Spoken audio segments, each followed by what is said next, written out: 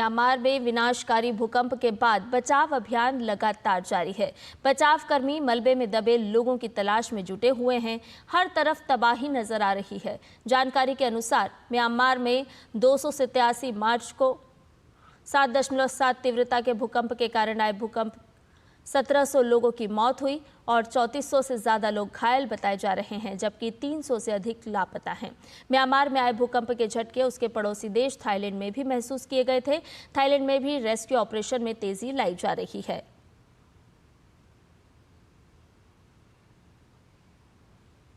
मानवीय सहायता और आपदा राहत के प्रति भारतीय नौसेना की तत्काल प्रतिक्रिया के तहत पूर्वी नौसेना कमान से भारतीय नौसेना के जहाज सतपुड़ा और सावित्री 29 मार्च को यांगून के लिए रवाना हुए। इसके अलावा अंडमान और निकोबार कमान से भारतीय नौसेना के जहाज करमुक और LCU 52 भी मानवीय सहायता और आपदा राहत संचालन में सहायता के लिए कल यांगून के लिए रवाना हुए। इन जहाज़ों पर लगभग 52 टन राहत सामग्री है, जिसमें आवश्यक कपड़े, पीने का पानी, भोजन, दवाइयां और आपातकालीन राहत सामग्री शामिल है। भारत हमेशा मुसीबत के समय पड़ोसी देशों के साथ कंधे से कंधा मिलाकर खड़ा रहा है। म्यांमार में आए विनाशकारी भूकंप के बाद इसे फिर से देखा जा सकता है। म्यांमार के लिए मदद के हाथ बढ़ाने वाला भारत पहला देश रहा। म्यांमार की मदद के लिए भारत ऑपरेशन ब्रह्मा चला रहा है। इसके तहत 80 सदस्यीय राष्ट्रीय आपदा प्रतिक्रिया बल म्यांमार भेजा गया है।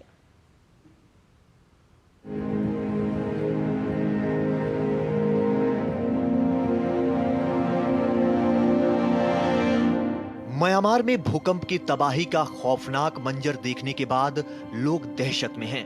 मंदिर, दफ्तर, स्कूल और इमारतों के मलबे विनाश लीला की कहानी बयां कर रहे हैं।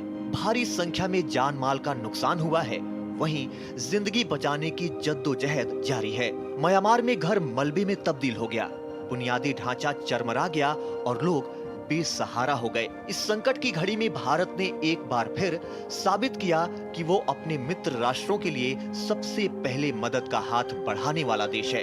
भारत ने तुरंत म्यांमार की मदद के लिए ऑपरेशन ब्रह्मा शुरू कर दिया। इसके तहत भारत ने बड़े पैमाने पर सहायता पहुंचाई है। दुनिया में कहीं भी प्राकृतिक आपदा हो, भारत पूरे मनोयोग से सेवा के लिए खड़ा होता है। अभी आपने कल ही देखा है, म्यांमार में इतना बड़ा भूकंप आया है। भारत ऑपरेशन ब्रह्मा के तहत वहां के लोगों की मदद के लिए सबसे पहले पहुंच गया है।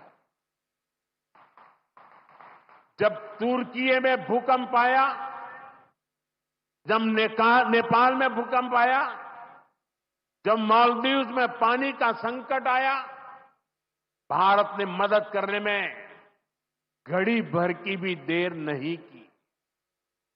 युद्ध जैसे हालातों में हम दूसरे देशों से नागरिकों को भी सुरक्षित निकाल करके लाते हैं।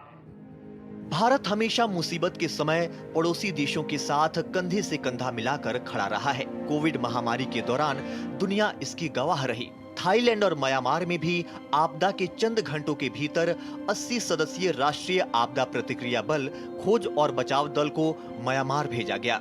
राहत सामग्री ले जाने वाले 2 नौसेना जहाज और आपातकालीन चिकित्सा सेवाएं प्रदान करने वाले भारतीय सेना के 118 सदस्यीय शत्रुजीत ब्रिगेड मेडिकल रिस्पॉन्डर्स भेजे गए। 5 भारतीय वायुसेना के विमान 60 पैराफील्ड एम्बुलेंस के साथ यंगून और नेपी ताव में उतरे। शनिवार को यांगून में टेंट, कंबल, स्लीपिंग बैग, भोजन के पैकेट, स्वच्छता किट, जनरेटर और आवश्यक दवाओं सहित 15 टन राहत सामग्री की खेप म्यांमार पहुंची।